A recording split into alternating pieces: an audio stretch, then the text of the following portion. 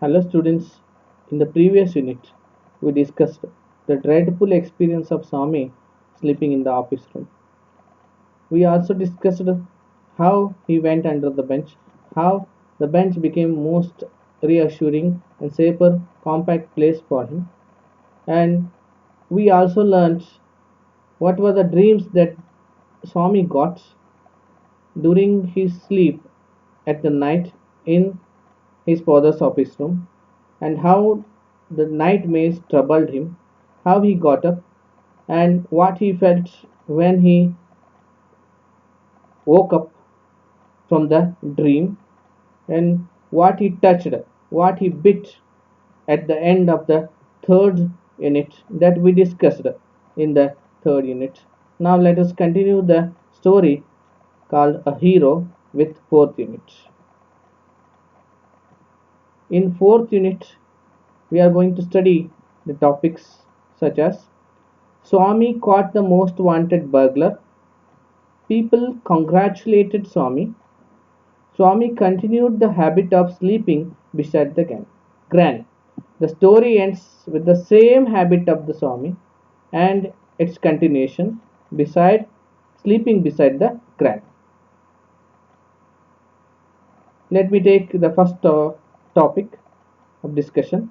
Swami caught the most wanted burglar. Again, let's have the discussion on the meanings of difficult words. Agonized, that's adjective, showing or feeling extreme physical or mental pain. Thundering, that's adjective, which means continuous loud voice. Tumbling, that's noun, which means act of falling helplessly, quickly, and without control. Burglar, that's noun here, which means a person who enters a building in order to steal. In other sense, we can also use the word housebreaker for the word burglar. So let me read the 14th paragraph loudly. Ayo, something has bitten me, went forth an agonized, thundering cry, and was followed by a heavy tumbling and falling amidst furniture. In a moment later, cook, father, cook, and a servant came in carrying lights, and all three of them fell on the burglar, who lay amidst the furniture with a bleeding ankle. Now let us understand the meaning of this paragraph. Swami had bitten into the flesh of one of the most notorious housebreakers of the district. Swami had bitten the one of the most wanted burglars of the district unknowingly.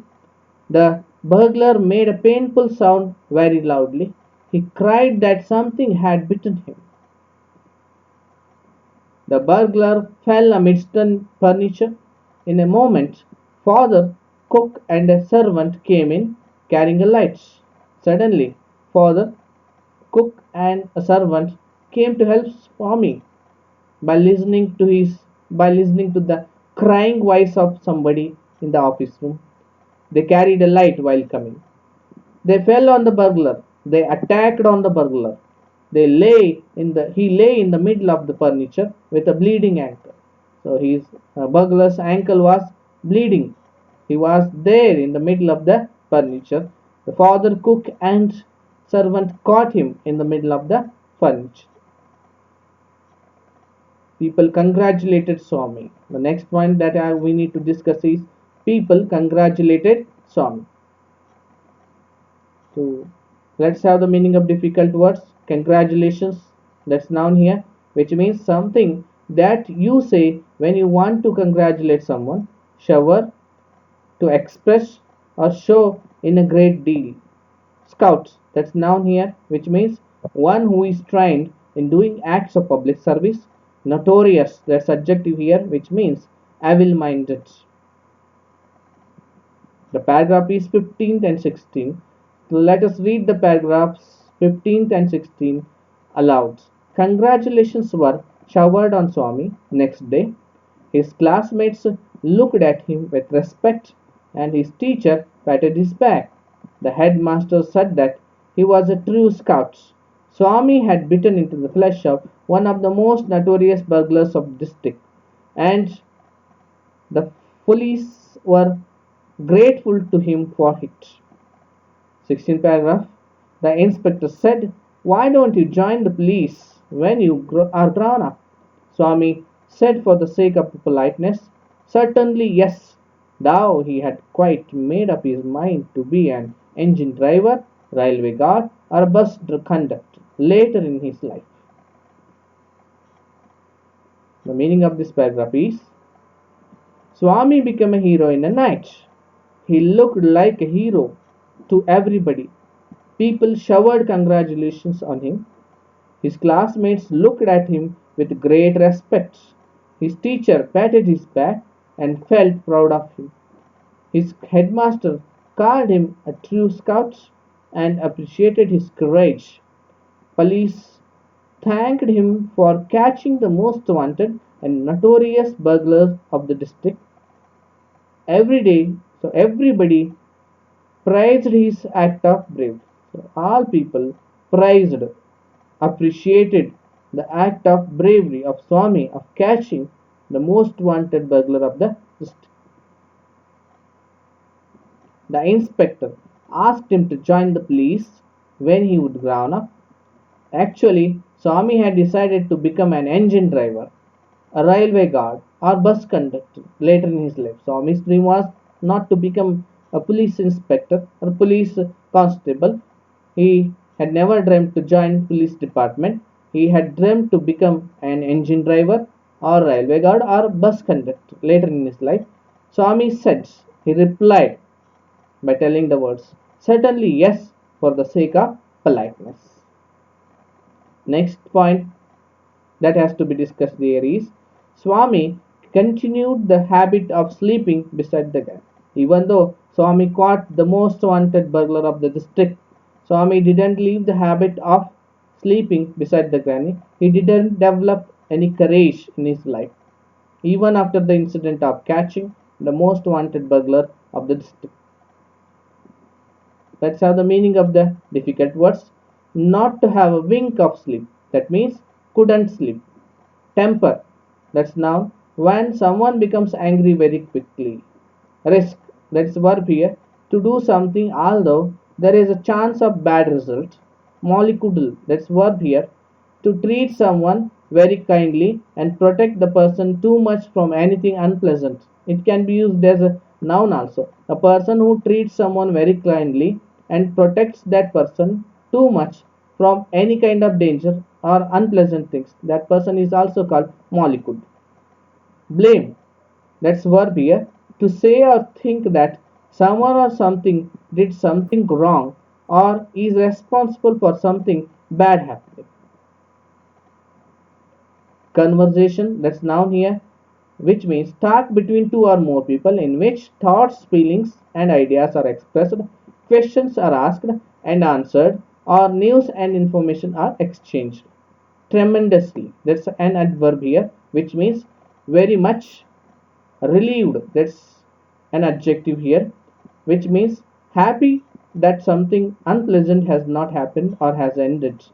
Give up, which is verb here, it's phrasal verb actually, which means to stop doing something, to leave. Let me read the 17th paragraph aloud. When he returned from home, the club that night, father asked, father returned to the home from the club that night. So he asked, "Where is the boy?" "He is asleep already. He didn't have a wink of sleep the whole of last night," said his mother. "Where is he sleeping?" "In his usual place," mother said casually. "He went to the bed at 7:30. "Sleeping beside his granny again?" father said. "No wonder. He wanted to be asleep before I could return home. Clever boy." Mother lost her temper.